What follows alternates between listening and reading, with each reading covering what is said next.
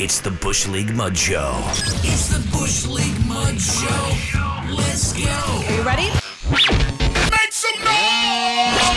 All right, yo, what is going on is another edition of the Bush League Mud Show. Slade, PJ, coming at you. This is episode 33. Giving you some news and tidbits. Also going to break down some not much top headlining news going on in the world of pro wrestling, but we will give you what we do have. And also run down a quick flash prediction of Royal Rumble and what we think for tomorrow night. This is for January 28th, episode 33 once again. Be sure to like and subscribe wherever you listen to your favorite podcast, and also follow us on social media at Bush League MS Pod. So, Royal Rumble weekend. Well, I guess for WWE, we might as well just get right on into Mania season, because that's what Royal Rumble is the precursor to. Mm-hmm. And when it comes to WrestleMania season, one thing that goes down WrestleMania weekend is the Hall of Fame. And according to reports, John Laurinaitis has been the guy that WWE has chosen to reach out to a particular person who will, without a doubt, be in the Hall of Fame someday.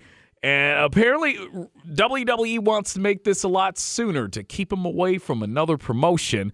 According to the reports, PJ, WWE recently reached out to Jeff Hardy about being part of the WWE Hall of Fame class of 2022 recently, but Hardy declined. Now, this is according to Dave Meltzer of the Wrestling Observer newsletter. This was also thrown out there by Wrestling Inc.'s Mark Middleton. Laurinaitis called about it a couple of weeks back, and Hardy just said flat out he wasn't interested. Now, of course, everyone knows that the wound is still pretty fresh in terms of his departure with the company. He got released by the company early December, right before the holidays, or right after Thanksgiving, I want to say, right around early December. A bizarre incident at a live event, but one that the company felt, based on his history, they feel, I mean, I guess you might as well say, to the company, he's high risk, so they felt that protocol would be to have him go to rehab. They offered it. Yeah. Hardy declined, and he was unfortunately released. Jeff's brother, Matt Hardy, currently in AEW, doing some shit that we don't care to talk about every week, but he's doing something. He confirmed that Jeff had also turned down rehab. Matt felt that he didn't need to go to rehab. He says, my brother, and if there's anyone who would know, Matt's dealt with, his brother's vices over the years. So Matt said that he didn't felt that he needed to go to rehab either. And Matt agreed with Jeff's assessment of himself. So Jeff, according to Meltzer, Hardy was reportedly had asked Laurinaitis during their conversation about this whole thing for the results of his drug test that he took right before he got released by the company in December. And it said that Hardy wanted those results because he knew that he wasn't going to test positive for any kind of recreational drugs. Now, going off of this is reported that WWE also reached out about Hardy going into the Hall of Fame because they don't want him in AEW. Now, this part, I'm sure that they don't want him in AEW because they know his brother's already there. But the reasoning, Meltzer's noting here that the feeling right now is that the company feels that Jeff is the one guy, PJ, that they don't want there because the realization that the Hardy Boys could get reunited and work with some of the top teams on that roster, being the Bucks, FTR, Santana Ortiz. Is Meltzer saying this? This is what Meltzer is saying, that okay, because New York doesn't give a shit about tag teams. They don't care about the tag team division. No. I don't think they give two shit. The Young Bucks have never worked there. Yes, FTR did, but Santana and Ortiz, Rey Fenix, Penta, those guys have not worked in New York. But what we do know is that his non-compete does not expire until March 9th. And I don't know. It seems like a return for Jeff Hardy coming back to the company. Number one, it's too soon. I think it's going to take a while. Unfortunately, he was gone way too long from the company the first time.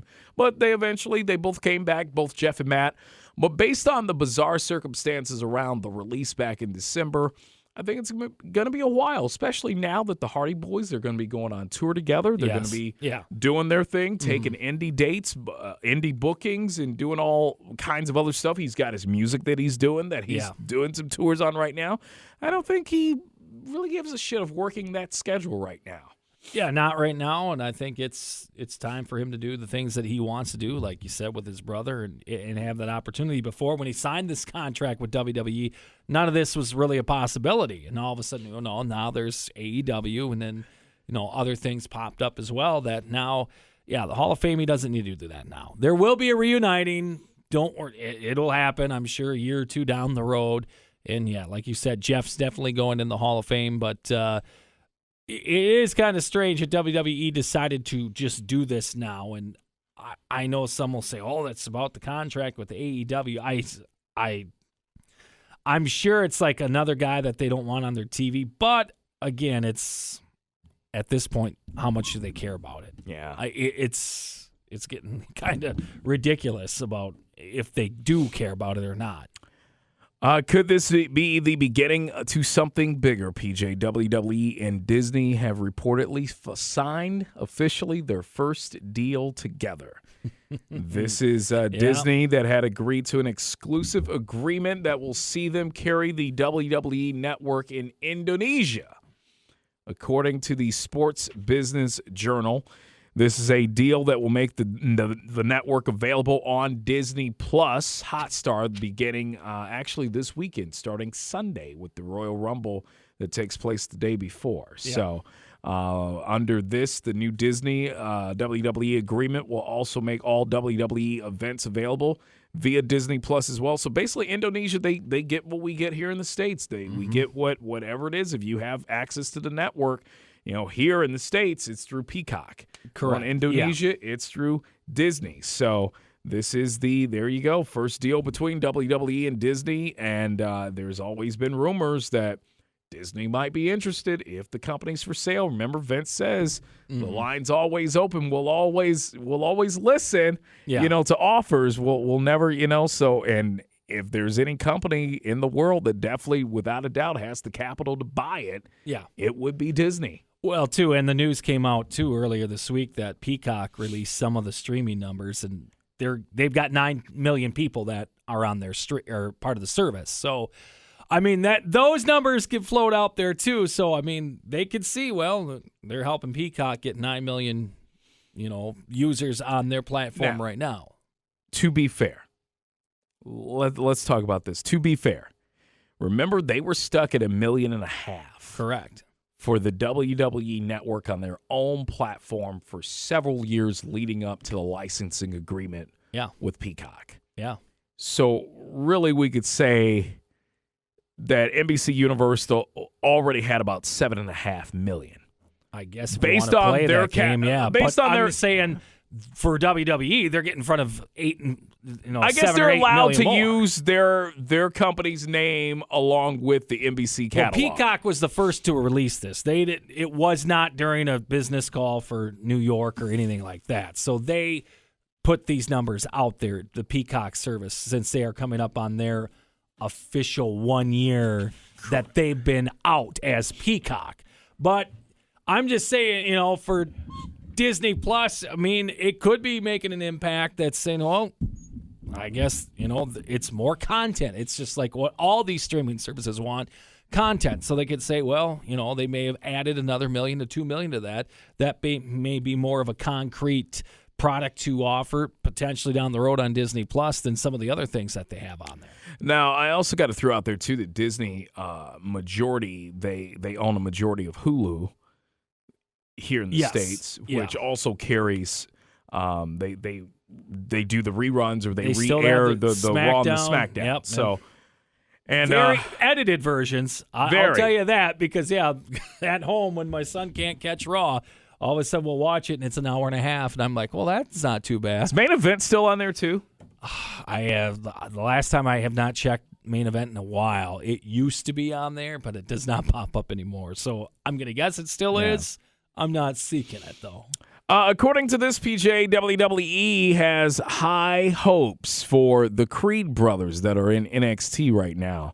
They expect these guys to be top talents for the company one day. It probably most likely will not be as a tag team, though. Of course. The Creed brothers, if you're not aware, if you don't watch NXT 2.0, they are two members of the Diamond Mine faction with Roderick Strong and Ivy Nile with manager Malcolm Bivens. The feeling among WWE officials, PJ, is that Julius, who has picked up pro wrestling in a tremendous way, they feel he's very smart, and they think that internally Julius, so far, there are rumblings that they're already comparing him to Kurt Angle. Don't they kind of have a guy like that on the main roster named Chad Gable that you could say? But anyways, Julius actually trains with Daniel Cormier of UFC, so that's what he's been doing. And as far as the regard to the future of the Creed brothers, the officials at WWE, they see them as being WrestleMania headliners at some point, which, of course, is the term that they use within the company for big guys they feel that have potential until they eventually piss off Vince McMahon. So, PJ, the Creed brothers, do you see this type of potential in them? They're big guys, I'll say that. I mean, but again, a tag team package, obviously someone's going to have to turn on someone. They're not going to feature tag team at the main event of WrestleMania. And how long are they going to stay together? Because I imagine the Diamond Mine faction's probably going to be coming to an end here soon as well, especially now that we're seeing WWE backstage digital videos. Roderick Strong is at Raw. He's working dark matches with was that LA Knight? LA Knight was exactly. He's back there too. If they have the high hopes for him, I'm going to guess they're going to break him up probably within the next 3 months, because then to get him on the singles path to get up there. So WWE, we'll just get right into SmackDown. This was a show. I'll say this. I actually enjoyed SmackDown. Yeah, it was pretty good. It was a nice build-up, a nice go-home, better than the Raw go-home. It was a nice go-home going into the Royal Rumble for tomorrow night. So this whole thing, it was built around Roman Reigns and Seth Rollins. This felt like a Mania build. It was. Yeah. You forgot all about the fact that Roman Reigns still has issues with Brock Lesnar. Correct, yeah. They made you forget about it. They did a really good job with the weeks leading into this. We'll talk about this. This ended. Those guys, they went on last. They ended the show with a one-on-one, a face-off, if you will. And then we also got a return from a big star that's going to add some star power to the Rumble match for the ladies tomorrow night. Well, let's go right on into the Rollins and Roman Reigns thing. So this was at the T-Mobile Center in Kansas City. And a lot of Chiefs jerseys in the crowd. Yeah, it's a hot crowd. I mean, hot crowd. They were pumped up for this. Yeah. Reigns and Rollins, they make their individual entrances to the ring. Rollins, man, 10 toes down every single week with the suits, man. The suit game. He looked like Joker tonight. Yes, he did. And he was acting like him, too. He was acting like the Joker. He was really putting it on thick. They make their entrances down to the ring. One last verbal encounter ahead of the Rumble. Reigns claimed that it was an easy decision to interfere in last week's main event. He said instead of allowing Rollins to pin and embarrass his family, he decided, he took great pleasure in punching Rollins without changing what he called the match's inevitable course. Now, Rollins, he argued that if getting pinned by him is an embarrassment, then Reigns has repeatedly shamed his bloodline.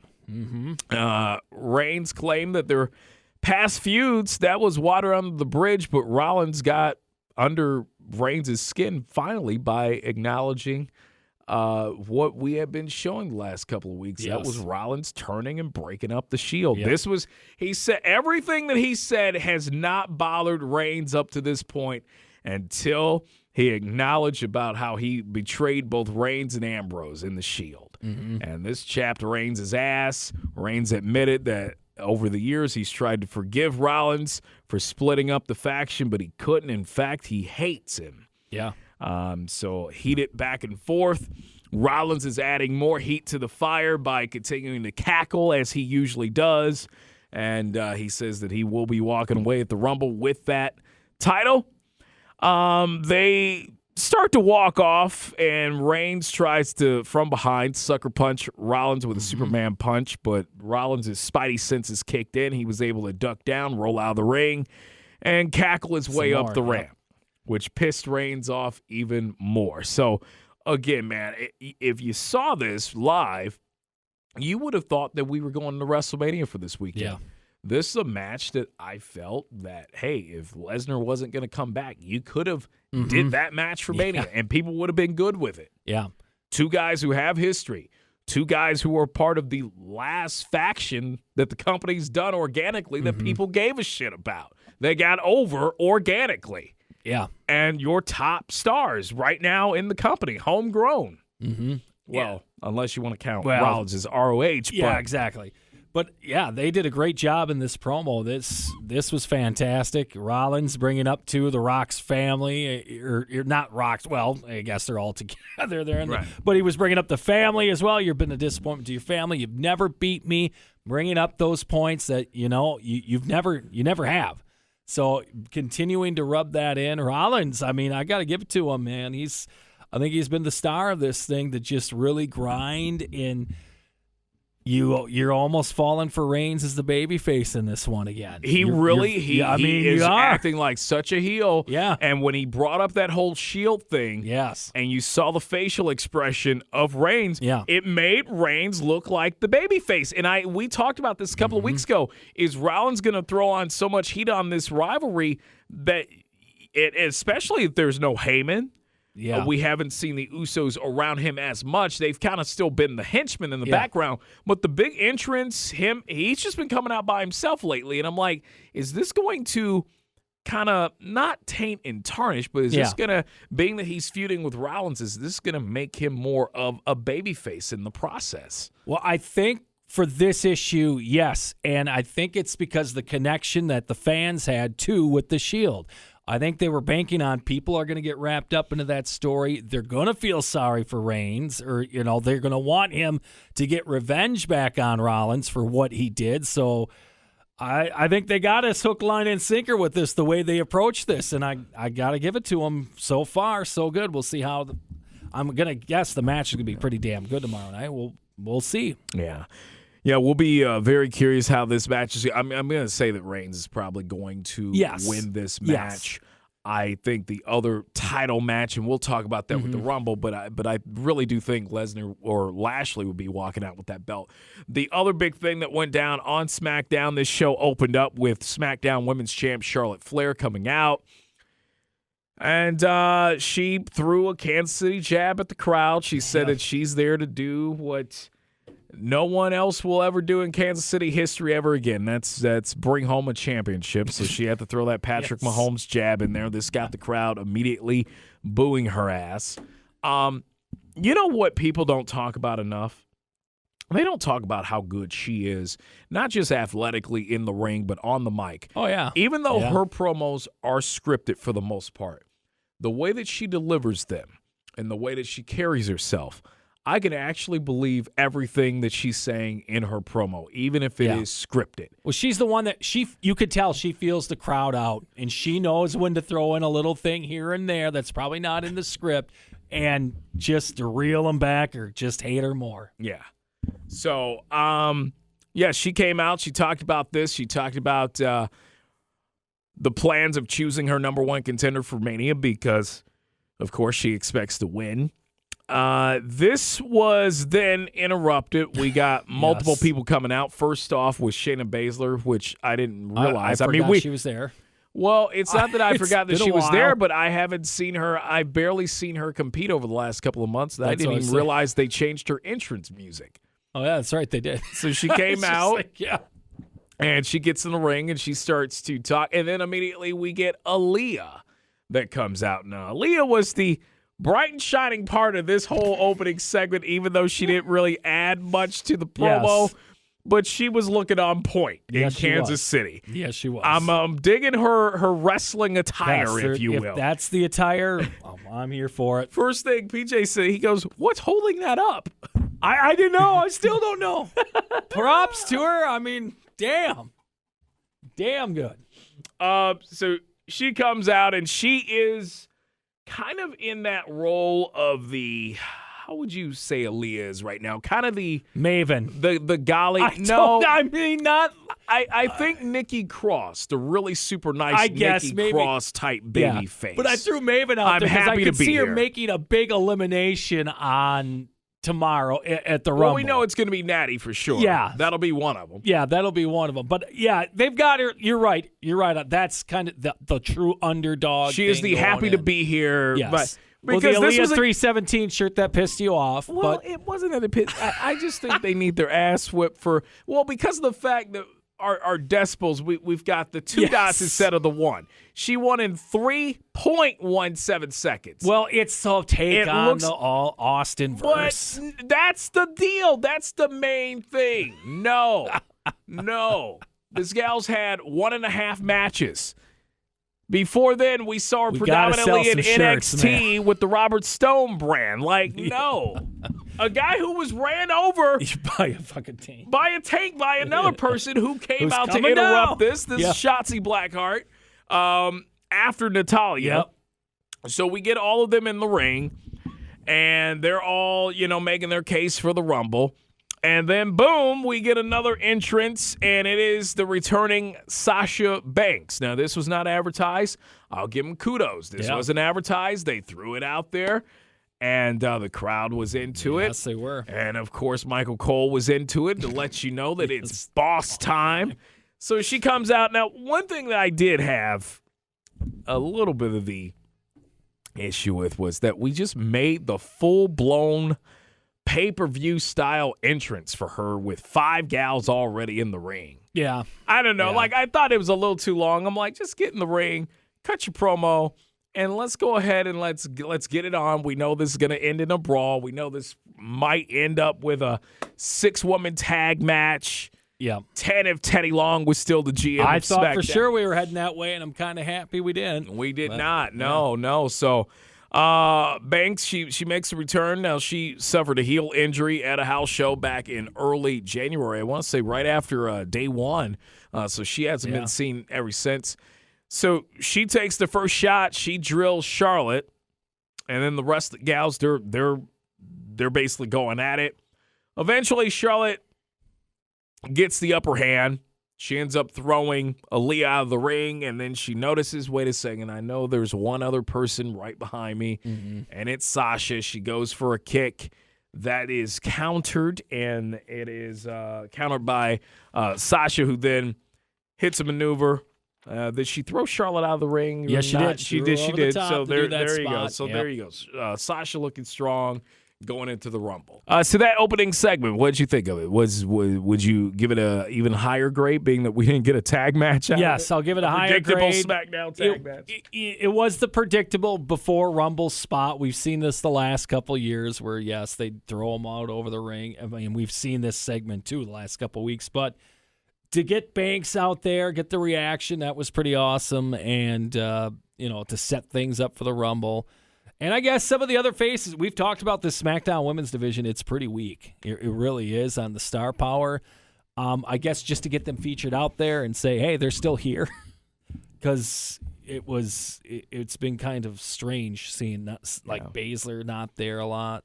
And, just wondering where the hell some of them have been. But it's Rumble time. Let's bring them out. Other things that went down on this show, we got a tag match of Sheamus and Ridge Holland versus Cesaro and Ricochet. Ridge and Sheamus, they defeated the team of Cesaro and Ricochet. Holland, he ends up tagging himself into the match, much to Cesaro's surprise. And then Holland was able to headbutt Cesaro with his face mask on, and then he landed his finisher for the 1-2-3. So, yep. I'm curious where the crossroads will end for Ridge Holland and Sheamus, because it's coming. And who's going to be what? Sheamus ain't a babyface, so how the hell is that going to happen? Yeah. We finally got our match: Naomi versus the returning Sonya Deville. I feel that Sonya Deville's debut should have been done a little earlier because she left with so much momentum. Yeah. And she had been gone for so long, over a year. Mm-hmm. I did like the idea of this feud. I just wish that it didn't drag so long. Yeah. But they're clearly telling a story that Sonya has it in for Naomi. And Sonya is backstage. She's talking to the ref of the match. And she's talking beforehand, and she's trying to talk him into doing the wrong thing. The ref says, look, I got to call it down the middle. And she's not very happy about this. So we get into the match. And sure shit, she's really trying to sway the ref to be a dirty ref. He won't do it. And what we end up getting is a finish of this match. Naomi defeating Sonya Deville after landing the rear view and the split leg moonsault. Afterwards, Naomi, she gets on the mic. She's celebrating. She's, the crowd's getting involved and all of that. So Sonya Deville by then has gone all the way back to the back, gone behind the curtain, and has put on her jacket. Yes. Damn it. She put on her blazer. She's in power. Now Yes. she's back in power because the match is over. Blazer on. She comes out and she announces that she is officially entering herself into the Women's Royal Rumble match. Like you said, this should have happened earlier, but the crowd was into it. They were into this match, in the storyline. Naomi at the end of it, she had the countdown of how many days they've been doing this, 180-some days. So, I mean, they did a good job with that, and we'll see. I'm sure it's going to be another story for the Rumble as well. I don't see Sonya Deville by any means winning the Royal Rumble. No. But I can see Sonya Deville winning the Women's Money in the Bank. Okay. Yeah. If that's I think I called Sammy for the men's. Yes. And I'll take Sonya for the women's. Yeah, I could see that. We got the Usos. They got into a verbal jaw-jacking altercation backstage with the Viking Raiders. And I actually was entertained by the Viking Raiders in this. They're talking about they pull out their axes and they're talking about how you can shave beards and they could cut off the Usos' rat tails. Yes. And it was actually, it was fine. This is just the old kind of school promo kind of. old school promo. You're gonna get they the are hair. the modern day bushwhackers. Yes, they are.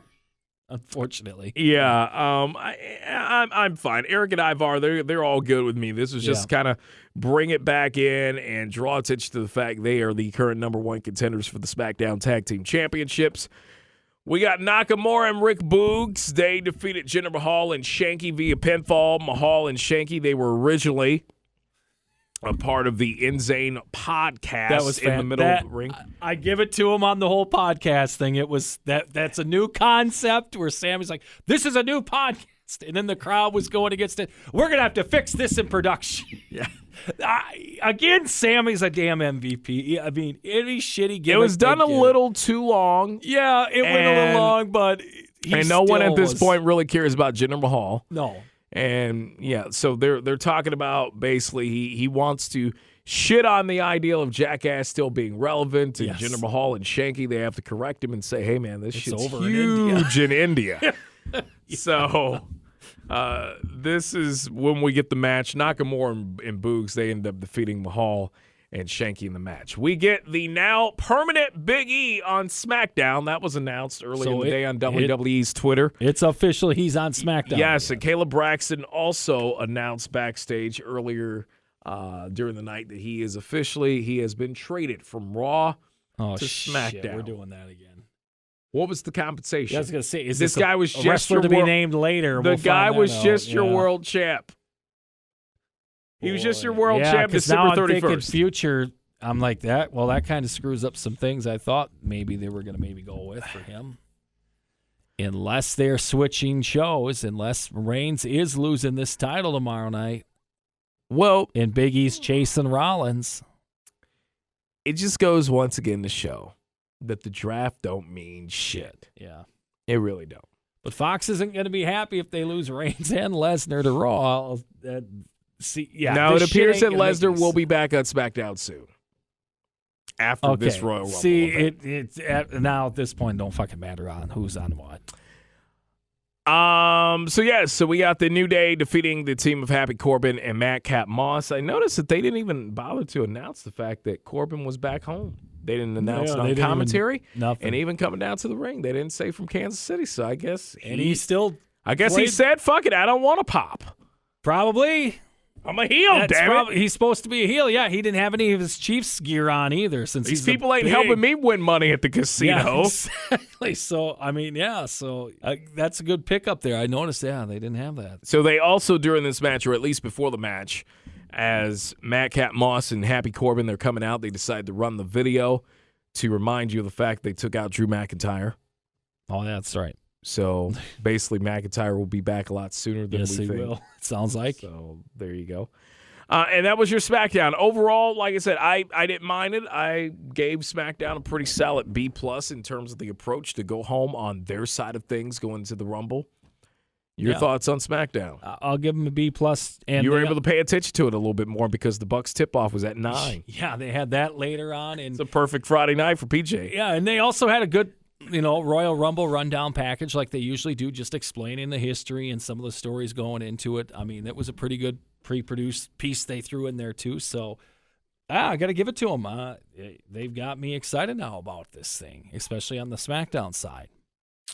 Now with AEW, not much popping off with AEW this week, but we will give you what we do have. Paul Heyman recently had been chatting, promoting the Royal Rumble, and he was asked about CM Punk. This came up in the conversation, and Paul Heyman was curious, actually, as to where the CM Punk character, where it's going to go. Once, in Heyman's words, once the nostalgia, the novelty wears off, what will happen a year from now? How is he going to feel? How will the audience look at him? And these are Paul's words. How will the audience look at him and accept him in a year if he can continue to drive himself into being a progressive, compelling, riveting character on the cutting edge that presents himself in a different manner than anyone else can present him? Herself, then he's going to be fascinating. He's going to be a fascinating character to watch. Basically, what Heyman was talking about in this, and I could keep going on, but it's just a lot of his quotes. But he's hoping that Punk can continue to adapt. Yes, and in his words, not just ride a wave of past accomplishments. Correct. He wants to see if Punk's going to be back, if he's going to be back for sure, and he plans on sticking around for a while. He just doesn't want to see same old CM Punk. Yeah, it's nice. CM Punk is CM Punk, but he wants to see an evolution, if you will, of CM Punk, being that he's in a new place now. And I know in the interview, some of the diehards are going to say Paul was ripping on him. No, he wasn't, because he later on in that interview he says Phil Brooks has always been an overachiever. He's always been a guy that's been able to do more with less and do it. So, I mean, he's excited about it. I know Heyman also mentioned like how Reigns has changed his character around a bit and how he helped him out with that. So, I mean, that was all coming out in that same interview, and I think that's exactly what Paul was trying to get at is, after this wave, and even CM Punk, when he comes down to the promos, he's been saying, you guys sick of this yet? I mean, he has been saying that, and you could see bits and pieces of where he's trying to start to change the character a little bit. For me, I think the way I look at it, I don't think the fans will ever be sick of CM Punk, but as a wrestling fan, what I don't want to see kind of like Hogan back in the day in WCW, where we got a stretch there where he was Hulk Hogan, but he was more just being Terry Bollea driving the 67 Chevy, feuding with Billy Kidman. Yeah, after the NWO shit. Just ridiculous feuds. Feuds that, no disrespect to these people, these people had no business being in. Sting was in a feud with Vampiro at one point. That's right. And they didn't do that right, which was another reason that I didn't need to see it. They had to get the younger guys over, and that's why they put Kidman over now. But it was just, but it really didn't do shit for Billy Kidman. Didn't do anything. And it was just like, I just don't want to see Punk in meaningless feuds over people that the promotion really has no aspirations in really putting the rocket on, I guess. Yes. And I think in AEW, I think that's where he's going to have to watch it, because there's going to be some. It's fine with MJF. Yes, that's cornerstone. But there might be some that they're saying, okay, you're going to have to take a loss to this guy, or we got to make this guy, and there could be some. We don't need to see CM Punk losing to Daniel Garcia. Correct. I mean, it's stuff like that. Yeah. So there you go. Also, with AEW news, we got someone who has signed a new contract. We've been we'll touch on this in a moment about people who apparently may not be around for a second contract with the company. But Frankie Kazarian reportedly is going to be staying with the company. He has signed a new contract. This was reported by PWInsider.com. The terms, the money, and the length of the deal was not disclosed, but he was one of the very first to actually sign with the company after they had pretty much threw into position who was going to be in what in terms of the upper management between Cody and the Bucks and Omega and all that. Kazarian, and Daniels and Scorpio Sky, they were pretty much some of the next ones on board to come on over. Well, they were the first champs, right? They were the first, yes, they were the first tag team champs as well, so there you go. I want to say they held them like 80-something days, something like that, so before they dropped them to Hangman and Omega. So that's right, we saw Kazarian the first time on TV in a long while. That was the match with he and was that Lance Archer? Yes, it was. Last week. They switched his gimmick up now. He's no longer an elite hunter. He's like the heavy metal god or something like that, or something they tagged him with. So, I mean, it was good to see him back, and I guess congrats to him getting another contract and getting some money. Oh, I know this is something that you were talking about on Wednesday. You wanted to tease. We didn't even touch it. Fightful.com. We're kind of going backwards a little bit in terms of WWE, but Fightful.com reporting that WWE majorly has been trying to get Ronda Rousey on this year's Royal Rumble. Brian Alvarez also confirmed this on Wrestling Observer Live that Rousey will indeed be returning at the pay-per-view. Now, I don't know if she's going to be in the Rumble. I think she's going to be. Okay. Because I did my research, and I'm like, now, when did she have that baby? And she had the baby in September. So I'm like, oh, okay. Well, I know Becky, it took a little longer to get back to, and that's whatever. We want to see the babies feuding. But apparently, she's been working out. Her and her husband Travis have been. The ring they've got on their property, apparently they have been working out in it. I'm not sure who's training them this time to help them out. I know James Storm has happened to help them in the past to get ready, to get in condition. So not sure if anyone else from WWE has helped them, but I would not be surprised. We've talked about they need another big name for this show in Dallas. The tickets, they're not going to get 100,000 people both nights.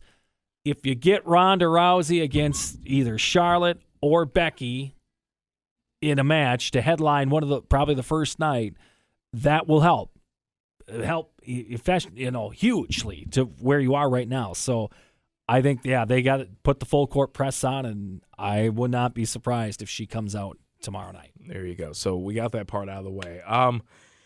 AEW wrestlers that are expected to be leaving the company soon. The first two so far, Lio Rush, we had talked about that on last week's Bush League Mud show. Also appears that Peter Avalon, the librarian, if you remember. Right. Yes.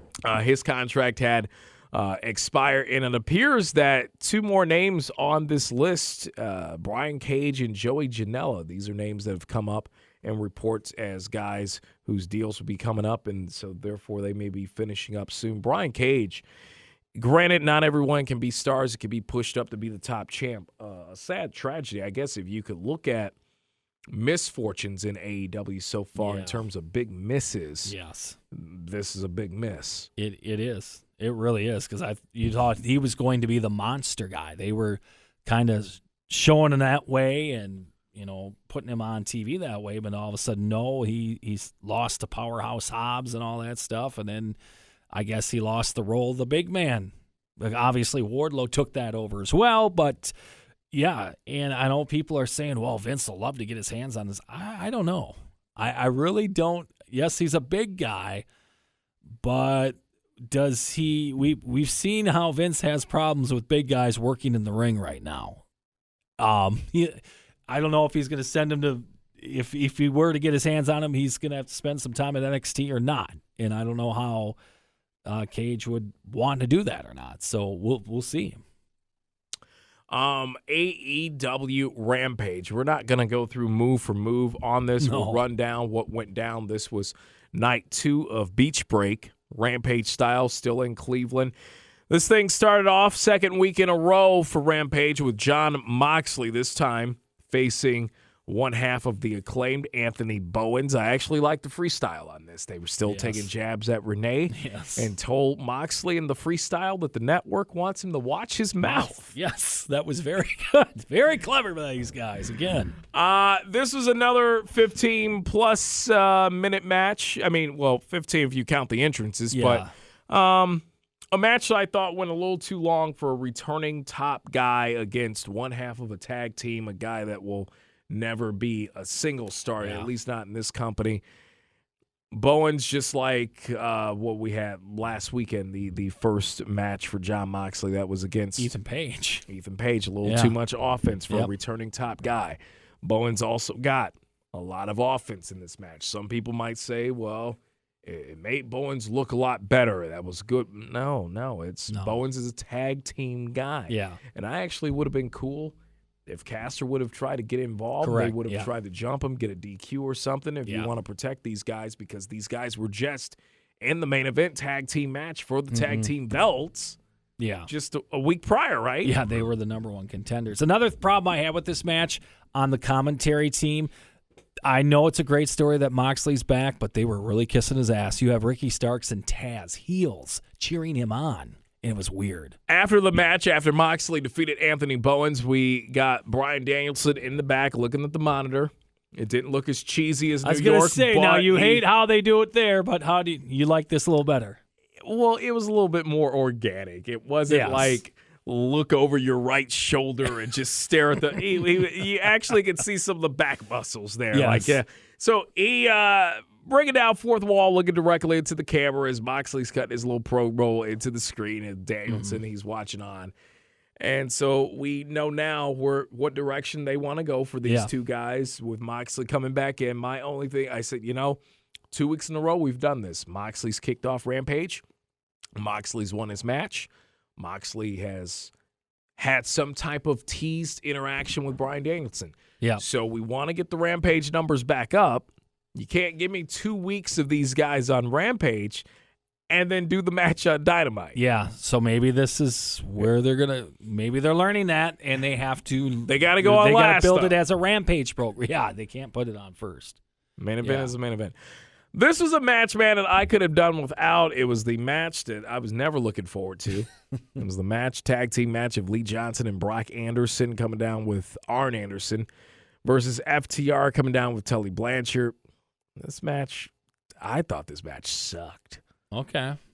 I didn't find any appeal in this. Well, I know FTR was trying to tell the story, especially with Dax, that he's the son that Arn always wanted. And they were trying, there was a spot where Dax and Brock were mimicking each other, obviously, because they knew what move was coming because they had the Arn mindset to each other. But then all of a sudden the flips came and all that stuff, and that's what FTR doesn't need to be doing, is catching guys and doing flips. And Shotty Johnson started running out the ring, and then we threw him out of the ring, and it started to get ridiculous. And I think that's when I started to check out of it too and say, okay, we had something going here, and then all of a sudden we went the other way, and then it got worse from there. We had a part in this match where Anderson drills Tully, but it was a very weak-looking shot. Yeah. Arn would have been better off pulling out the Glock.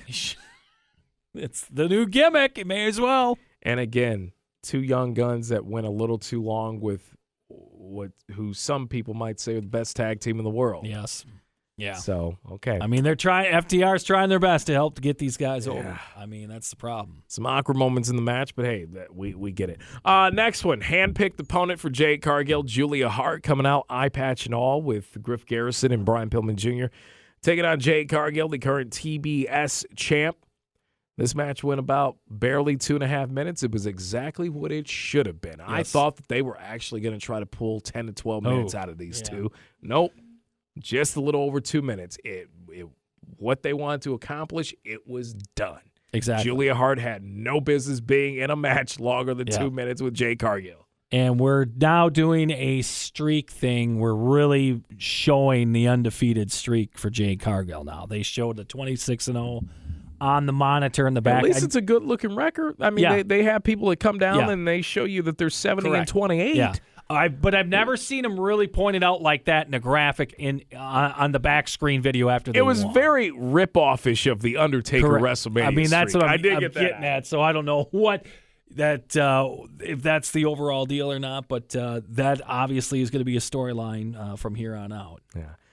Your main event for AEW Rampage was your tag team champs, Jungle Boy and Luchasaurus, Jurassic Express. They've kind of, if you've noticed over the last couple of weeks, they've kind of tried to, I guess, drain out or not say Jurassic Express as much because Jurassic Express, there was Marco's stunt that was a part of that. Oh, he gone. He's another guy that apparently has gone on social media and has said that he is now accepting indie bookings. So, and he's trying to make it on The Voice, apparently. Well, I don't know.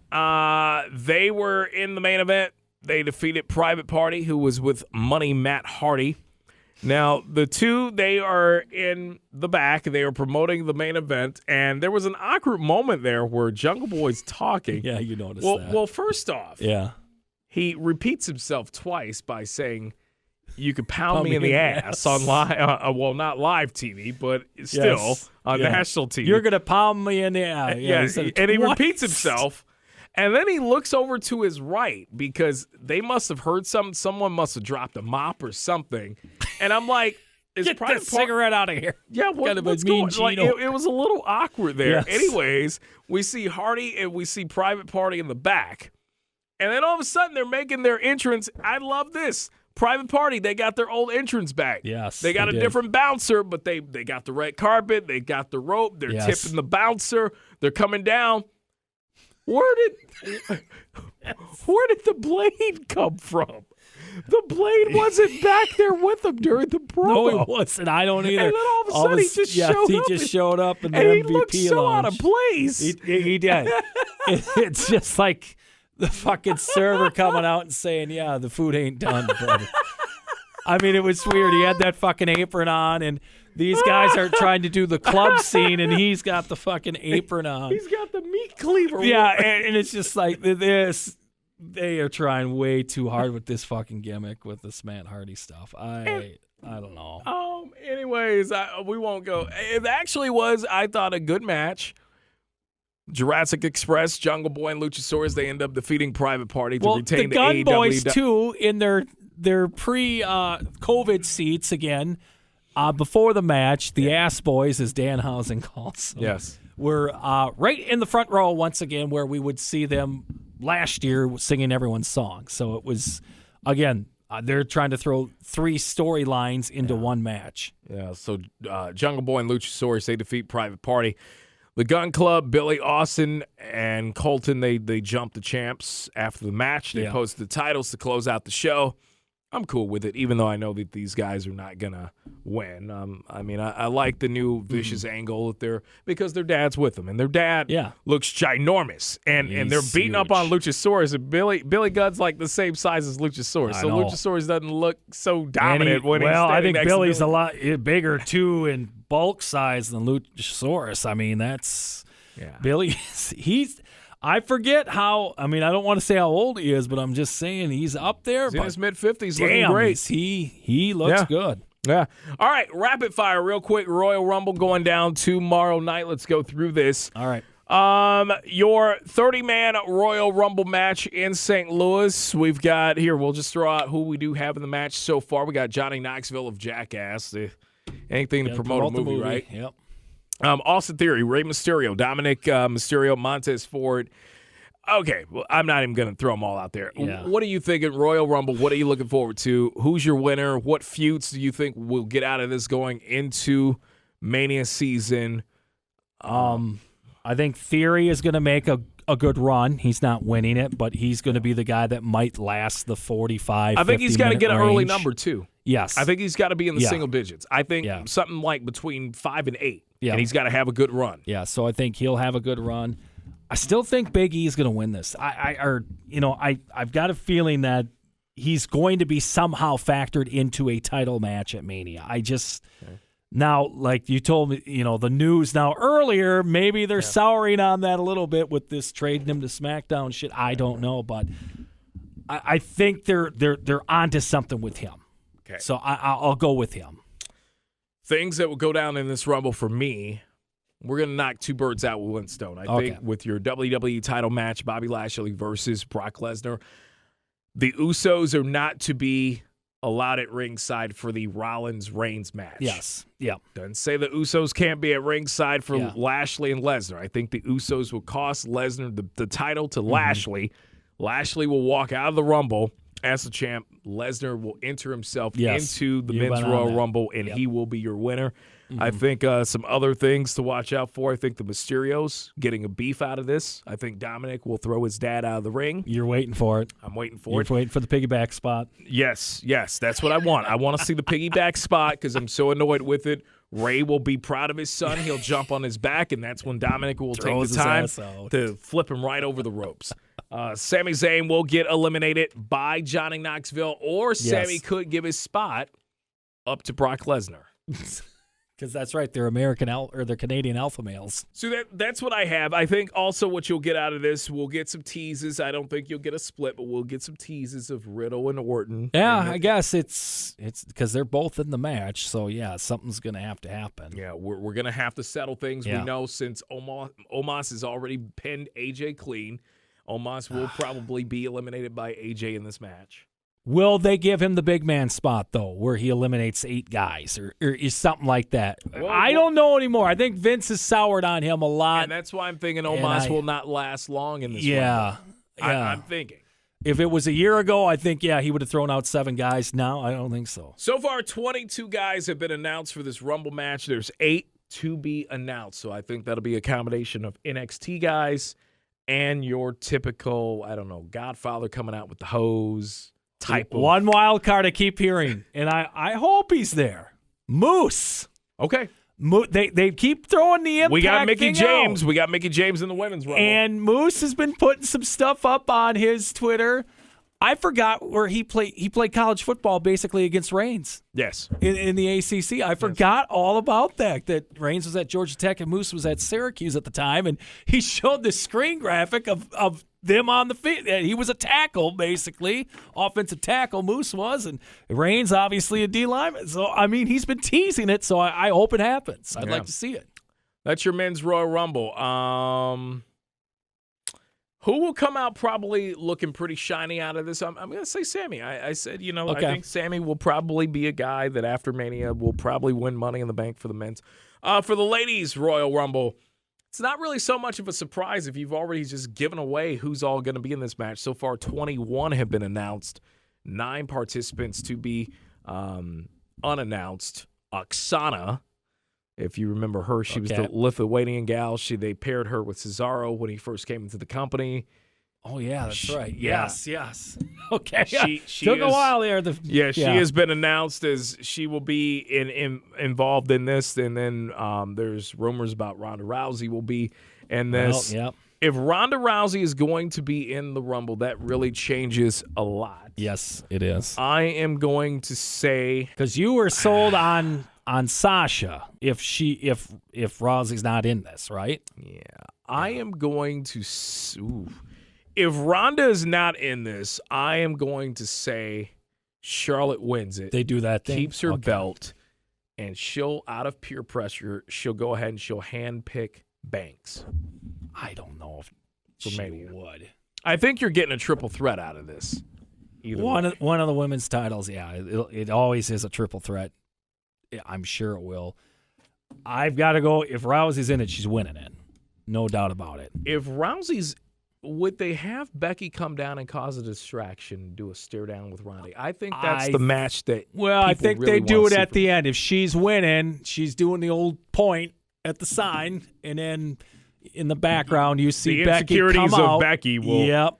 I think that would be a hell of a build if it were to happen. Now, if Ronda's not in this thing, I'm kind of thinking about they've making this thing with Charlotte a really big deal. That if she wants to be the first to do this and all that. Technically, Triple H was like the first to do the kind of thing, but when they did that title thing a couple years ago with him and Ray, he kept the title going into it or whatever the hell they put the title up for it, whoever won it. So, but yeah, I think the Charlotte thing. is going to happen. I'm with you on that. All right, WWE title match. I already gave you my prediction. I think Lashley comes out thanks to some Uso interference and wins that belt. You say? That's the one. Yeah, I'm trying to think because now they've got to keep me throwing here. I think maybe Lesnar hangs on to this, and maybe they switch. And Rollins will. Maybe Rollins is the plan because we kept hearing Rollins was the plan to win at day one. Maybe they're switching the brands around now to try to make this work, and maybe because it's the WWE title, make that the bigger belt at Mania with Reigns and Lesnar. Okay, Universal title match. I'm going to say they're going to go ahead and they're going to let Reigns get his victory over Rollins. Okay. They've been telling you this story the last several weeks that Reigns can't beat Rollins in a title match. So I think they will give it to him. It won't hurt Rollins. Rollins will be in the Elimination Chamber. He's going to find himself in a good spot for Mania. Yeah. So, Raw Women's Championship match. Doudrop versus Becky Lynch. We know what this was all about. This is just kind of buy time, give Becky a contender to get through the month. Yeah. I think it'll be a good showing by Doudrop, but it won't change the fact that Becky she's walking out of St. Louis with her belt. Yep, she's going to Mania with it. And then we've got our mixed tag team match. The Hall of Famers of Edge and Beth Phoenix versus Miz and Maurice. Now, I don't think this is going to be a bad match by any means, but it is. Where do you think they put this on the card? I'm kind of curious. Well, this will be probably second to the last. You think? This will be the match they'll before put it the up Rumble. there before the I'm Rumble? going to say the match before the Rumble. Okay. Men's Rumble. See, where placement is going to be big in this too, because if Ronda's back, I think the Women's Rumble goes on last. I think that'll be a big indicator if you see the Women's Rumble go on last. Okay. Ronda's in it. Okay. So I'm going to say that if Lesnar and Lashley go on first, Lashley's winning, and he's doing the which will give doing the Brock Lesnar the opportunity to get some rest and be ready for the Men's Rumble at the very end. Okay. I can see All right, that. there you go. Royal Rumble rapid fire predictions. What are yours? Leave a comment below. Let us know. We love to go back and forth on that. We're all pro wrestling fans at the end of the day. Slade, PJ, episode 33 of the Bush League Mud Show. Be sure to like and subscribe wherever you listen to your favorite podcast. Follow us. Promise we'll follow back on social media at Bush League MS Pod. Later.